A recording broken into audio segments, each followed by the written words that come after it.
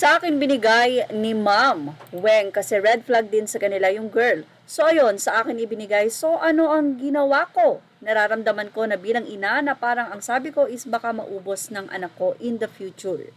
Angelica said, yan po ang ina ni Carlos Yulo.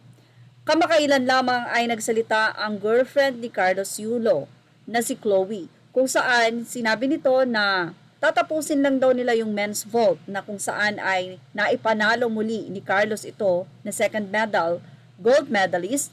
At ayon kay Chloe, wag daw mag-off ng comment ang kanyang ina at tila nagdidelete pa. So, mother dear, yan pa ang sabi niya. Actually, nagkaroon dito ng negative na comment ang mga netizen. Ayon kasi sa kanila, nanay pa rin si Mrs. Angelica, ang ina ni Carlos Yulo. At ikaw ay girlfriend pa lamang. Kahit sa ang anggulo tignan, dapat ay irespeto daw ni Chloe ang magulang nitong si Carlos Yulo dahil iisa lang ang nanay. Ano't ano pa man ang nagawa ng ina ni Carlos Yulo, ay dapat pa rin na irespeto niya bilang magiging future biyanan niya kung may balak na raw magpakasal itong si Carlos at itong si Chloe. Narito ang eksaktong sinabi ni Chloe sa ina ni Carlos. Mother dear, I'm gonna hold your hand when I say this. Pero wait ka lang, tapusin lang po namin yung vault finals. Paki-on na your comment section po hindi yung nagdidelete ka pa plus off sec. Japan pa din talaga. Lakas. But malakas din naman si Carlos Adriel Yulo. God is with him. Nabisto kasi na may issue sa nanay ni Carlos na si Angelica at kay Carlos. Ito'y matapos nga na mag-post sa social media ang nanay ni Carlos Yulo na Japan pa rin daw ang magaling. So doon pa lang, bakit mo susuportahan yung Japan habang nandun yung anak mo na dapat ay sinusuportahan mo? Dito ay tila nabash nga ang ina ni Carlos Yulo until na pinuntahan siya ng isang FM radio kung saan ay inihayag niya ang dahilan kung bakit nagkaroon sila ng gap ng anak. Ayon kay Mrs. Angelica, ang ina ni Carlos, ang naging mitsa lang naman daw talaga ever since is yung babae talaga, lalong lumaki. Siguro ang ibig sabihin dito ni Mrs. Angelica, siguro dati okay lang na nagpapadala ng pera sa kanya ibigay, gastusin, pero nung nagkaroon dito ng girlfriend, medyo napapagsabihan siguro itong si Carlos na bakit ganito, bakit ganyan. So, doon nag-start. Hindi natin alam, hindi rin natin pwedeng husgahan ang girlfriend ni Carlos Yulo na si Chloe dahil wala pa naman siyang ibinabahagi. Pero saan nga ba nag-ugat? Dahil kung talagang naging girlfriend niya ito at doon nag-start, ibig sabihin, something is wrong with the girlfriend. Narito po ang naging pahayag ni Nanay Angelica at courtesy ito ng isang radio kung saan sila ang nag-interview. 1,000 na, niya, na ayun yung masasabi kong nasa akin ngayon, as of now, no?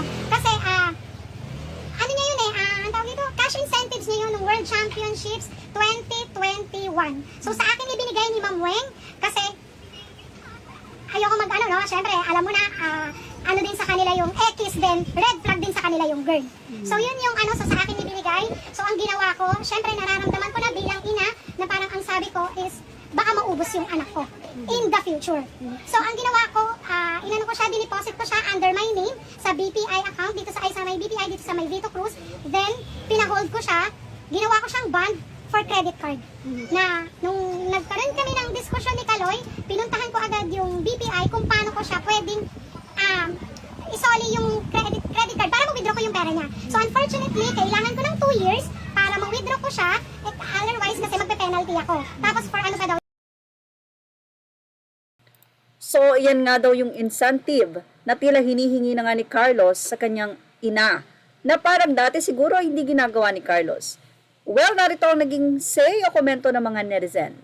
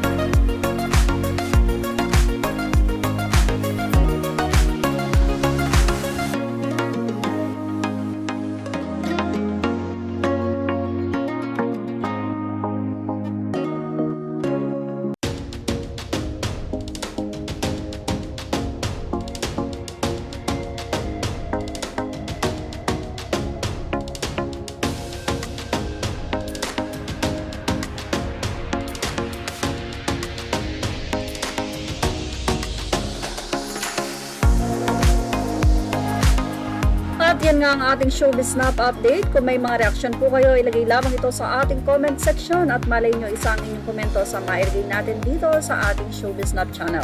Yan at thank you for watching. Please like, share, and subscribe.